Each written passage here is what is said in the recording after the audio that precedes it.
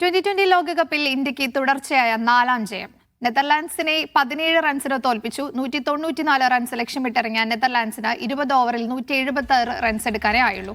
ഇന്ത്യക്കായി വരുൺ ചക്രവർത്തി 3 വിക്കറ്റ് നേടി. അർദ്ധ സെഞ്ചുറി നേടിയ ശിവം ദുബെയുടെ മികവിലാണ് ഇന്ത്യ 193 റൺസ് നേടിയത്.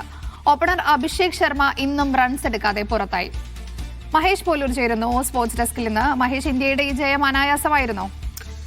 അനായാസ ജയമെന്ന് പറയാൻ പറ്റില്ല. കാരണം താരതമ്യേന വലിയൊരു ടീമല്ല നെതർലാൻഡ്സ് എന്ന് പറയുന്നത്. പക്ഷേ ഇന്നത്തെ മത്സരത്തിൽ നമ്മൾ കണ്ടത് അവരൊരു പൊരുതി നിന്നു എന്നുള്ളത് തന്നെയാണ്. 17 റൺസിന്റെ ജയം എന്ന് പറയുന്നത് ഒരു വലിയ ആധികാരികമായ ജയമായി അങ്ങനെ കാണാൻ പറ്റില്ല. പക്ഷേ ഇന്ത്യയെ സംബന്ധിച്ചിടത്തോളം തുടർച്ചയായ 4ാം ജയമാണ്. അപരാജിത കുതിപ്പാണ് ടീം ഇന്ത്യയുടേത്. അപ്പോൾ സൂപ്പർ 8ലേക്ക് സ്വാഭാവികമായും കഴിഞ്ഞ മത്സരത്തോടു കൂടി തന്നെ ഇന്ത്യ എത്തിയിരുന്നു. അപ്പോൾ സൂപ്പർ 8ലേക്ക് എത്തുമ്പോൾ തന്നെ ഒരു പരാജയം പോലും ഇല്ലാതെ സൂപ്പർ 8ൽ എത്തുന്നു എന്നുള്ള ഒരു ആത്മവിശ്വാസം സൂപ്പർ 8ൽ ഇന്ത്യക്ക് ഗുണം ചെയ്യും എന്ന് ഉറപ്പാണ്.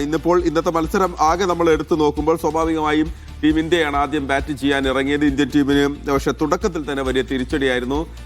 അഭിഷേക് ശർമ്മ വീണ്ടും അദ്ദേഹം നിരാശപ്പെടുത്തി. തുടർച്ചയായി 3ാമത്തെ മത്സരത്തിൽ റൺ എടുക്കാതെ അഭിഷേക് പുറത്തായി. ഓപ്പണിംഗ് സ്ലോട്ടിൽ ഇഷാൻ കിഷനൊപ്പം അഭിഷേക് 3 തവണ എത്തിയപ്പോഴും 3 തവണയും റൺ എടുക്കാതെ അഭിഷേകിന് മടങ്ങേണ്ടി വന്നു. ഇഷാൻ കിഷൻ ഇന്ന് 18 റൺസിന് പുറത്താവുന്നത് കണ്ടു. തിലക് വർമ്മ 31 റൺസ് എടുത്തു. പക്ഷേ തിലക് വർമ്മ 27 പന്തുകൾ അദ്ദേഹം നേരിട്ടു. കഴിഞ്ഞ മത്സരത്തിലും അദ്ദേഹത്തിന്റെ സ്ട്രൈക്ക് റേറ്റ് വളരെ താരതമ്യേന കുറവായിരുന്നു എന്ന് തന്നെ പറയാം. സൂര്യകുമാർ യാദവ് 34 റൺസ് എടുത്ത് മികവ് തുടർന്നു.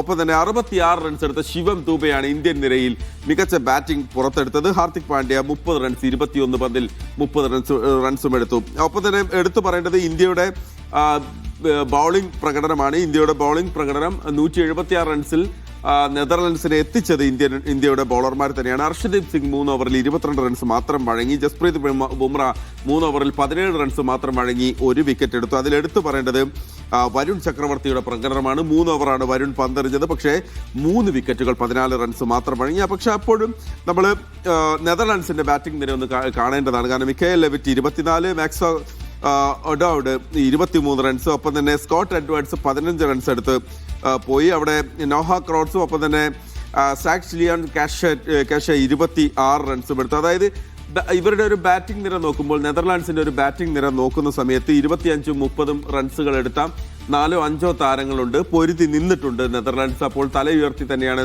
നെതർലാൻഡ്സും മടങ്ങുന്നത്. ടീം ഇന്ത്യയെ സംബന്ധിച്ചിടത്തോളം വലിയ അഭിമാനമുള്ള നിമിഷമാണ്. കാരണം പരാജയം